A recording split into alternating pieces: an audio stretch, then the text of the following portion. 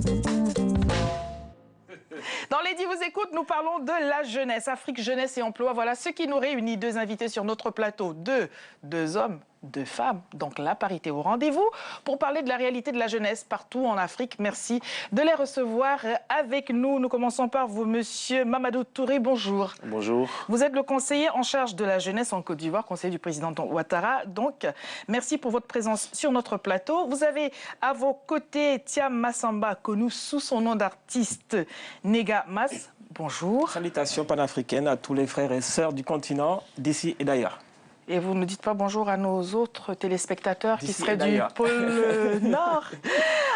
Et nous avons deux dames. Merci à vous d'avoir trouvé le temps dans l'emploi du temps chargé des femmes de venir nous parler. Malika Salim, bonjour. Bonjour. Vous êtes promotrice de la jeunesse comoréenne et à vos côtés, Madame Gévi Koumba. Bonjour Gévi. Bonjour. Gérante de Melvic Paris-Libreville, mais vous êtes engagée en politique, vous aussi, et toutes les deux d'ailleurs, à l'UMP. Voilà, c'est dit, malgré les couleurs qui pourraient nous tromper. Merci d'être présente. Nous allons parler de l'Afrique, de la jeunesse et de l'emploi dans vos pays respectifs, en France aussi, puisque nous y sommes. Mais je voudrais vous laisser le soin, monsieur Mamadou Touré, d'introduire ce sujet. Qu'avez-vous à faire connaître à nos téléspectateurs sur ces thématiques, finalement, qui sont celles qui préoccupent l'Afrique tout entière? Oui, parce que la jeunesse elle-même constitue un enjeu. Hein. Vous prenez notre continent africain, vous avez 200 millions de personnes qui ont moins de 24 ans. Beaucoup de jeunes en Afrique vivent dans la précarité. Et tous les spécialistes s'accordent à dire que dans les années à venir, l'enjeu véritable pour nos continents, ça sera donc l'emploi des jeunes. La jeunesse aujourd'hui, vu son poids démographique, peut être une bombe à retardement si des réponses ne sont pas apportées aux préoccupations donc, de ces jeunes-là. Alors, quand on est conseiller en charge de la jeunesse, les jeunes attendent de vous, déjà, ils ne vous voient pas avoir 20 ans de plus qu'eux. Ils sont absolument optimistes en se disant, au moins lui, il va comprendre de quoi nous parlons. Est-ce que c'est une pression pour vous, le conseiller que vous êtes, ou pas du tout? C'est une pression parce que, bon, le travail implique cela, mais c'est aussi un atout. Ça me permet, parce que je suis relativement jeune, donc d'être au contact avec ces jeunes, de leur parler, de mieux comprendre leurs préoccupations, puisque moi-même, dans un passé récent, j'ai vécu la même situation. Relativement, ça veut dire quoi d'ailleurs? Relativement, parce que lorsqu'on prend la norme africaine, on est jeune jusqu'à 35 ans, et que bon, là, j'ai 39 ans. Ça va.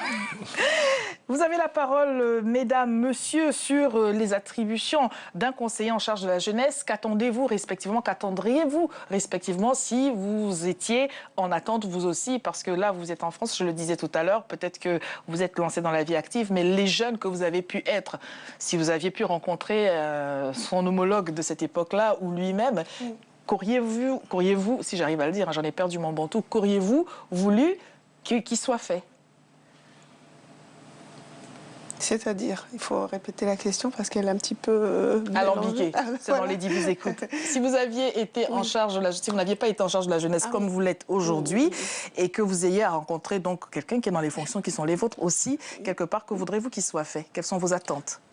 Je lui aurais dit d'être à l'écoute de la jeunesse parce que je pense que l'écoute, c'est quelque chose de très important pour faire passer un message. Donc, il faut savoir recevoir le message de la jeunesse.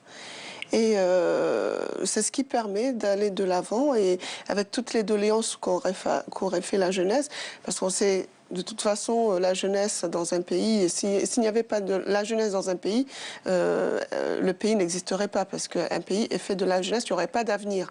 Donc, avant d'occuper ces postes, avant d'être élu, avant d'avoir des fonctions importantes, on est passé tous par la jeunesse, la période de la jeunesse. Donc, la jeunesse est florissante, donc il ne faut pas laisser cette occasion, il ne faut pas laisser ces fleurs faner.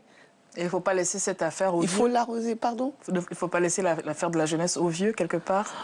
On parle du conflit des générations, tout simplement. Oui, souvent, exactement. Les conseillers ne sont plus jeunes, ils ont oublié les jeunes qu'ils ont pu être, et donc ils ont un prisme à travers lequel... Et il faudra qu'ils sachent aussi qu'ils ont leur passé, ils ont eu leur vécu, et qu'il y a la jeunesse qui vient prendre la place, mais pas c'est par obligation de toute façon, parce que la jeunesse fleurit tous les jours, donc il faut savoir faire l'alternance. Et que bon, on est en âge d'être un sage, donc on conseille aux jeunes de pouvoir prendre le flambeau un jour et de faire avancer les choses et d'être acteur dans la vie.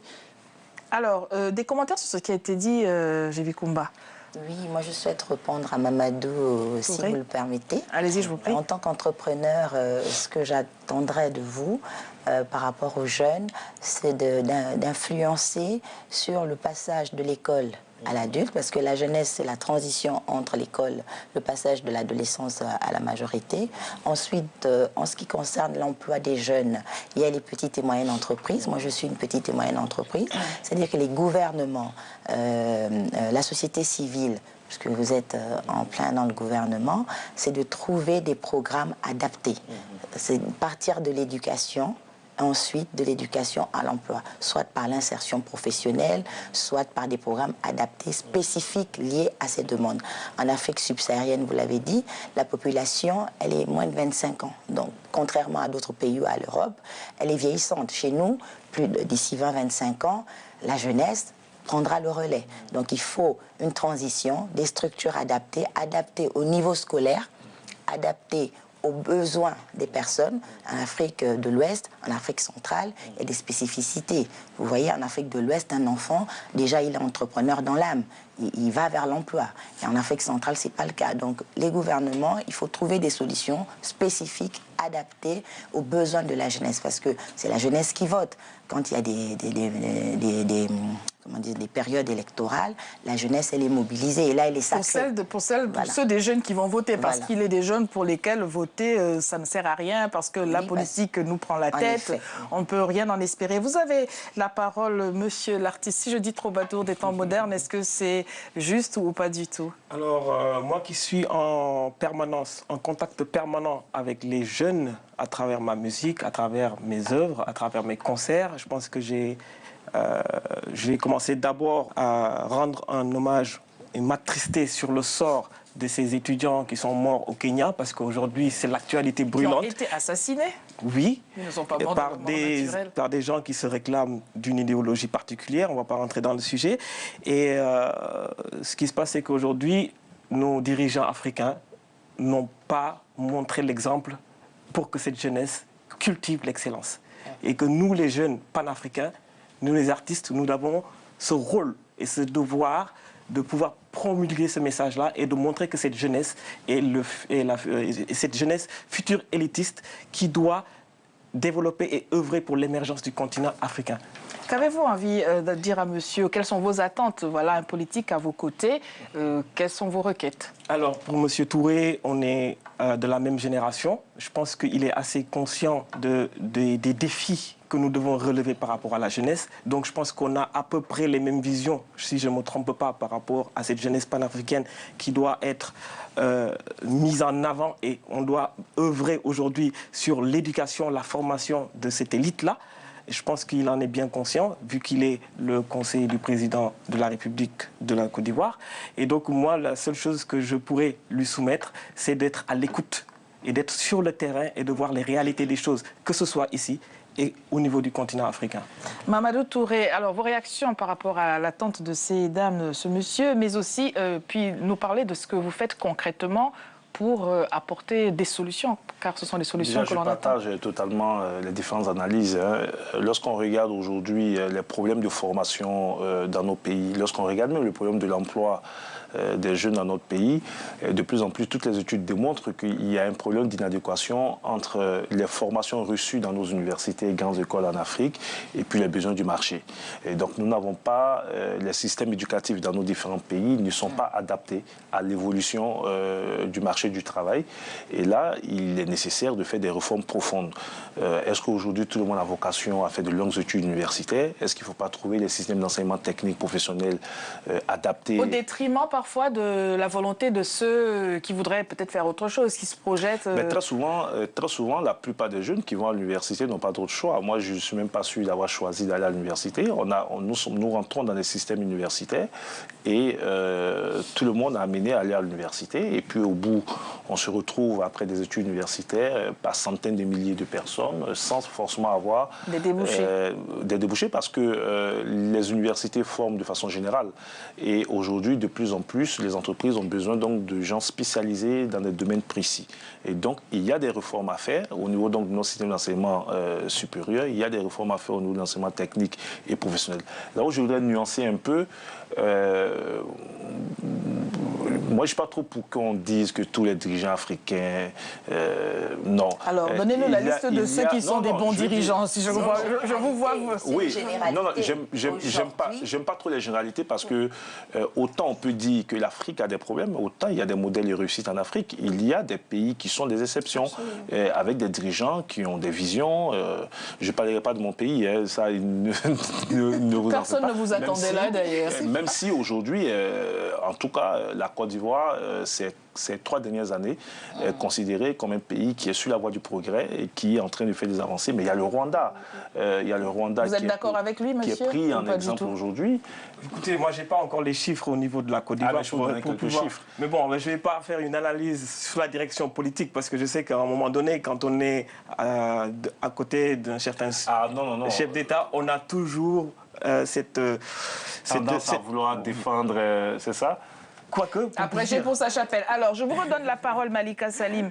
Aujourd'hui, vous êtes en France. Est-ce que la jeunesse en France, qui, il faut le rappeler, est une jeunesse qui n'est pas que franco-française, souvent c'est une jeunesse qui a des origines d'autres pays, quand bien même cette jeunesse ne connaît pas ces pays-là. Mais le fait est que cette jeunesse en France est perçue comme étant une jeunesse venue d'ailleurs. Quels sont leurs questionnements aujourd'hui? Quelles sont leurs attentes? Leurs attentes, c'est qu'ils soient écoutés déjà dans un premier temps, parce que je pense que les politiques les a abandonnés, ils ont été laissés pour compte depuis beaucoup d'années.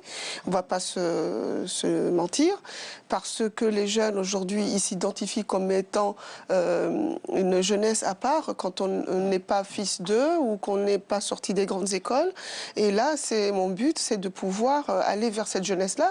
Et d'ailleurs, je suis en train de monter un projet là-dessus, pour pouvoir les aider, pour pouvoir leur tendre la perche, justement, et à pouvoir s'émanciper, parce qu'il y a toujours des comment dirais-je, des freins? Oui, des freins, mais ces freins-là sont venus parce qu'on ne leur a pas donné la chance qu'il fallait, et donc ils sont en déshérence totale. Mais quand la chance est là, que ce soit en Europe ou en Afrique, quand la chance est, hein, s'il faut parler de chance, quand l'opportunité en tout cas est là, est-ce que nécessairement tous les jeunes s'en emparent? Tous les jeunes la saisissent-ils absolument? Parce que finalement, c'est peut-être subjectif que de considérer que cette opportunité en est une. Mais c'est un travail de très longue haleine, parce que pousser un jeune qui s'est vu abandonné depuis le début et que maintenant il n'a même pas d'emploi, il est sorti là, il y a eu un décrochage scolaire quelque part, ou bien même s'il a été loin, mais il n'arrive pas à trouver un emploi, c'est un peu difficile, et ça le mène à se révolter, et on sait après qu'il y a toujours des conséquences, et là il faut pouvoir commencer à résoudre le problème en amont. Alors, on va parler quand même de la francophonie qui a mis les jeunes à l'honneur, la jeunesse à l'honneur, les femmes aussi, bien évidemment, mais la jeunesse en disant, voilà, les femmes et la jeunesse étaient ceux sur lesquels la francophonie, désormais, pouvait compter, voulait miser. Est-ce que c'est du marketing institutionnel, d'après vous, ou est-ce que c'est justifié? Et peut-on attendre de cela de véritables engagements, des actions volontaristes et des résultats? Moi, j'y crois parce que je pense que pour que la francophonie en arrive là, c'est qu'il y a des rapports, il y a des études. Donc, je pense que ce dispositif-là est important et nécessaire, mais simplement, il faut qu'il soit organisé par étapes. Il faut partir de l'école, parce que tout le monde n'est pas habilité à être avocat ou médecin. Justement, il faut un système de transition. Transition avec des étapes, avec des formations, soit professionnel à partir de la classe de 3e, on peut tout de suite aller en classe professionnelle. Moi, j'ai mon fils, alors je me suis braquée parce que je voulais qu'il aille à l'université. Il me disait tout simplement, non maman, je vais faire une formation professionnelle. Donc, et avec le temps, avec du recul... Il a perdu 2 années parce que je t'ai braquée. Et finalement, il est reparti faire sa formation professionnelle.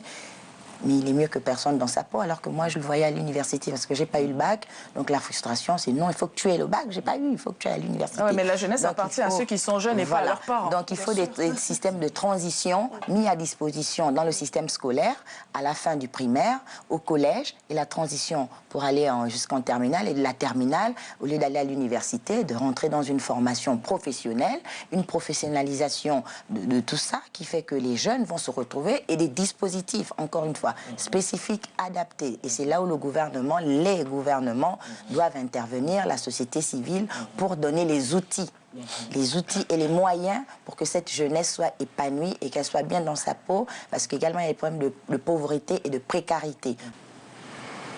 Ben, déjà, il faut commencer par le commencement. Je pense que j'ai un proverbe africain qui dit souvent il faut toujours aller puiser à la source et non à l'embouchure. Parce que là, si on part sur des problématiques que vous avez évoquées, par exemple sur la francophonie, moi je suis en parfait désaccord, vu la position panafricaine que j'ai. Il faut aujourd'hui qu'on se réapproprie d'abord nos valeurs internes africaines et qu'on essaie d'imposer ça. On fait une institution panafricaine qui va réglementer en fait toute la classe scolaire de l'éducation en fait au niveau des jeunes, de la jeunesse. Cela va-t-il apporter quelques solutions, que ce soit à la question que j'énonçais tout à l'heure, à savoir les filles ont des réalités qui s'imposent à elles, les garçons ont d'autres réalités encore. C'est pour ça qu'il faut nous réapproprier nos valeurs, parce que si on se cale sur nos valeurs mais africaines, aujourd'hui, en Afrique, dans tous les pays de la sous-région et même en Europe, voilà, les jeunes ont des réalités. Il faut pouvoir faire des études, il faut faire des choix, comme le disait Madame pour son fils. Et comment est-ce que vous pensez que la question de la précarité, parce que les jeunes garçons, il y a le chômage, hein, monsieur le disait tout à l'heure, on a beau avoir fait des études universitaires, il n'est pas dit qu'on va trouver des débouchés. Comment est-ce que ce panafricanisme peut apporter une réponse concrète? La solution aujourd'hui en et Afrique, pas idéologique et nostalgique. C'est pas une idéologie, le panafricanisme, c'est une science complète. C'est une science. À part entière. C'est une science qui a été développée par nos prédécesseurs. Non, mais pas le passé, le présent. Non, on n'a pas le temps de s'étendre dessus, mais les résultats aujourd'hui, qu'est-ce qu'on peut en attendre concrètement? On doit cultiver la culture de l'excellence, c'est-à-dire créer une sorte de formation, des écoles de formation qui sont adaptées à notre paradigme, à nous, à la jeunesse africaine, mais pas se réapproprier de la science ou bien de ce qu'on nous apprend à l'étranger. Ce panafricanisme exacerbé est-il antinomique avec l'ouverture au monde extérieur? Non, déjà, avant de s'ouvrir au monde extérieur, il faut que nous nous aimons. Mais puisque l'ouverture est déjà faite, il ne reste plus qu'à faire le reste. Mais justement, c'est-à-dire qu'on doit reformater, comme en informatique on dit, quand un système on travaille sur l'humain et pas sur des machines. Monsieur Mamadou Touré, alors je voudrais vous laisser réagir à tout cela. Je vais réagir tout de suite pour dire que autant on peut dire qu'il n'y a pas une jeunesse africaine. Donc on a les jeunes hommes, on a les jeunes femmes, mais vous avez aussi la jeunesse rurale, vous avez la jeunesse urbaine, vous avez les étudiants, vous avez... Donc la jeunesse en elle-même n'est pas un tout homogène. Et donc les réalités peuvent varier en fonction donc, des couches de jeunes. Social aussi. Je veux dire aussi que nous sommes tous panafricains, mais il y a des valeurs universelles. Et ça, il faut l'admettre. La valeur de l'excellence, par exemple, n'est pas propre à l'Afrique, elle est propre à tout le monde. Et donc aujourd'hui, nous sommes dans un monde de plus en plus globalisé. On parle de mondialisation. Le panafricanisme ne doit pas aller à l'encontre de ce processus. C'est impossible. C'est de voir ce que nous apportons de mieux dans nos cultures, dans cet universel-là, ou bien ce que nous prenons de mieux ailleurs. Parce qu'il y a des modèles de réussite ailleurs, en termes d'éducation, en termes de formation. Lorsque vous prenez l'Inde, par exemple, quand vous prenez la Corée du Sud, quand vous prenez même le Brésil, on y était il y a un an à l'occasion donc de la Coupe du Monde. Et après avoir échangé avec le secrétaire d'État de l'éducation de l'État du Brasilia, nous nous sommes rendus compte que le Brésil a beaucoup de spécificités qui cadrent avec l'Afrique. Et donc, il y a beaucoup de modèles de réussite ailleurs que nous pouvons regarder et nous inspirer quand il le faut. Alors, tout de même, sur les actions que vous menez concrètement, vous êtes en Côte d'Ivoire, quelles sont les actions concrètes qui ont été menées jusqu'à présent? Vous évoquiez les 3 dernières années. Quelles sont les actions concrètes pour que nos téléspectateurs comprennent? C'est que la Côte d'Ivoire vient de loin. Vous savez que nous avons traversé une crise et pendant cette décennie de crise, il n'y a eu aucune politique en faveur donc, de l'emploi des jeunes, puisque toutes les ressources étaient centrées sur la sortie des crises, crise post-électorale. Depuis l'arrivée aux affaires du président de la République, nous avons, première mesure, mis en place le plan national pour l'emploi des jeunes. Et c'est un tout cohérent qui définit la vision, la stratégie et les actions à mener pour arriver donc à résorber le problème du chômage des jeunes. Mais avant que d'aller de l'avant, pardonnez-moi Monsieur Touré, avant d'aller de l'avant, comment faites-vous avec ceux des jeunes, et vous n'êtes pas sans le savoir, qui se réclament du président antérieur, Laurent Gbagbo, pour ne pas le nommer? pardonnez-moi, la question est, d'aucuns sont restés sur la situation de crise, d'aucuns sont restés sur des considérations, par exemple, ethniques, hein, on entend pas seulement en Côte d'Ivoire, mais dans d'autres pays aussi. Comment faites-vous pour que, quand bien même un dispositif serait bénéfique à la jeunesse tout entière, que ceux des jeunes qui considèrent que c'est pas le président qui voulait, puissent saisir l'opportunité, comme on disait tout à l'heure. Mais c'est essayer donc de les rassurer. Hein. J'en ai reçu plusieurs, effectivement. Ce que vous dites n'est pas totalement faux. Au lendemain donc de la crise, les différentes politiques étaient mises en place. Certains jeunes, heureusement une minorité, vraiment une minorité? Oui, vraiment une minorité. Considéraient que le pouvoir en place n'étant pas le pouvoir qu'ils voulaient, ils se mettaient totalement en marge. Mais ce qui est en question, c'est leur avenir. Et les actions s'adressent à tous les jeunes de Côte d'Ivoire. N'y a-t-il pas de considération du fait du nom d'un tel, toi tu serais du Nord, toi tu serais du Sud? On l'entend souvent, on reçoit des invités qui nous disent à cause du patronyme, on est déjà disqualifié de facto de toute perspective. Dans nos pays africains, oui. Le tribalisme et autres sont... je ne dirais pas des outils, en tout cas sont des choses utilisées dans l'administration, ainsi de suite. Ce qui se passe depuis 3 ans, c'est l'éthique qui est au cœur donc, de l'action publique. Aujourd'hui, le chef de l'État a accordé une importance, je dirais, capitale à l'éthique dans les nominations, dans les recrutements. Voilà. Et la question du patronyme permet de ne pas rester. Est-ce qu'on peut se soustraire au nom que l'on porte? Voilà, bien sûr, on peut se soustraire au nom que beaucoup de jeunes bénéficient de programmes. Nous avons mis en place un programme avec la Banque mondiale qui a permis de recruter 27 900 jeunes. Projet emploi jeunes et développement des compétences. Et ce projet s'est adressé à tous les jeunes sans distinction ethnique ou religieuse. Alors, Malika Salim, pardonnez-moi, la question se pose aussi en France. On dit parce que j'habite dans telle banlieue, parce que je m'appelle un tel et pas Jean Dupont ou Jean Durand, de facto je suis disqualifié. Comment est-ce que cela est géré en France? Moi, je pense qu'il faut toujours se donner une chance. C'est pas parce qu'on stigmatise tel ou tel quartier ou tel arrondissement. Parce qu'on s'appelle Malika Salim qu'on ne peut pas être promotrice de la jeunesse. Ce n'est pas de ma faute. Si j'ai fait des études et que je suis qualifiée, que j'habite, c'est là où j'ai atterri avec mes bagages. Donc je ne peux pas habiter au 16e alors que je suis dans le Val-de-Marne. Vous pouvez. Malika sur l'attaque. Non, mais c'est une caricature peut-être. Au 16e, comme madame à côté de vous, je le rappelle pour ceux qui ne connaissent pas Paris ni la région parisienne, c'est les beaux quartiers. Dans les quartiers chics, dans les beaux quartiers, il y a aussi des enfants qui ne sont pas forcément des têtes brillantes, qui n'ont pas été loin, et pourtant... Donc la question des origines, la question ethnique en Afrique, la question des origines en France, n'est pas un enfermement pour les jeunes. Vous pensez qu'on peut se soustraire à cela et se projeter vers l'avenir? Déjà, les jeunes ici, qui sont ici en France et qui y sont nés, ne sont pas... ils ne s'identifient pas. Ils ne s'identifient... Voilà. Mais est-ce que c'est eux qui ne s'identifient pas ou est-ce que c'est parce qu'en face, il y a aussi quelque part du rejet? La société fait qu'ils n'arrivent pas à s'identifier. Ils sont français, ils sont nés ici, ils ont grandi ici. Certains ne connaissent même pas leur pays d'origine. Il y a aussi quelque chose... considérés comme des Français. C'est pas une reproche, mais c'est une remarque. C'est une analyse qui a... Il ne faut pas tendre le bâton pour se faire battre. Se faire battre. La jeunesse, enfin les jeunes, pas tous, heureusement qu'il y a des jeunes qui ne pensent pas comme ça, mais il y a des jeunes qui se disent, bah oui, puisque je suis panafricain, voilà, donc je suis de né en France, mais je suis panafricain, et puis c'est tout. Je suis africain, Et ça, c'est le problème que je vais toujours dire, que je vais exposer, c'est le problème du communautarisme. Est-ce que le panafricanisme, pour vous, est du communautarisme ou pas du tout? Non, pas du tout. Parce que ça, c'est une fierté. C'est une fierté. Ça fait partie des valeurs ajoutées.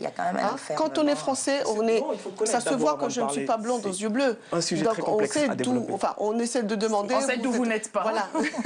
Donc à chaque fois, vous êtes de quelle origine? Bon, ça ne me dérange pas parfois. Alors, on va faire un tour de table quand même, parce que 26 minutes, c'est bien court quand on est 4 et qu'on veut refaire le monde. Gévi Koumba, je voudrais vous laisser votre mot de la fin sur les perspectives, parce qu'il faut regarder vers l'avant, l'Afrique, la jeunesse, l'emploi, quelle est... Moi, je reste persuadée qu'il faut passer par la formation, l'éducation. Et ensuite, aider les entreprises. Parce qu'en Afrique, il y a des petites et moyennes entreprises comme moi. Moi, je rentre du Gabon. Il y a des jeunes qui sont passés me voir, mais il n'y a pas de dispositif. Il faut aider les entreprises pour recruter. Il faut également tenir compte des problèmes de précarité et de famille, parce qu'il y a un jeune qui veut travailler, parce qu'il veut subvenir aux besoins de sa famille. Il y a la pauvreté qui frappe. Et les gouvernements, il faut mettre les outils en place. Votre mot de la fin. Très bien, très rapidement. Le temps est court pour aller à l'essentiel. Il faudrait de profondes réformes au niveau de nos institutions, favoriser les richesses. C'est-à-dire, au lieu de laisser ces jeunes-là en train de mourir sur les larges de Lampedusa, essayer de trouver les moyens financiers, on a les moyens de les insérer et de trouver des centres de formation et de les aider à trouver leur chemin dans l'éducation et la connaissance de soi. Et c'est ça qui fait la dignité d'un homme. Mamadou Touré. Ben, écoutez, je partage l'avis de Koumba. Il faut des réformes, l'enseignement, la formation. Et pour cela, il faut des dispositifs. Dans mon pays, nous essayons de mettre en place des dispositifs. La réforme du secteur donc, de l'enseignement technique professionnel, des mesures incitatives pour des entreprises qui emploient des jeunes ou des facilités pour des jeunes qui créent des entreprises. Et puis la mise en place d'un fonds unique d'appui aux jeunes qui veulent entreprendre. Voici merci pour vos points respectifs. Rassurez-nous que vous gardez la question de la parité en tête dans tout cela. Très bonne continuation à ce que vous faites chacun. Avec votre permission, je tenais ici à rendre hommage à un mouvement de jeunes Comoriens qui s'appelle Ngochao, qui veut dire « le jour se lève », qui sans eux, peut-être que la jeunesse n'aurait pas encore vu le fond du le bout du tunnel. Et voilà. Voilà, merci.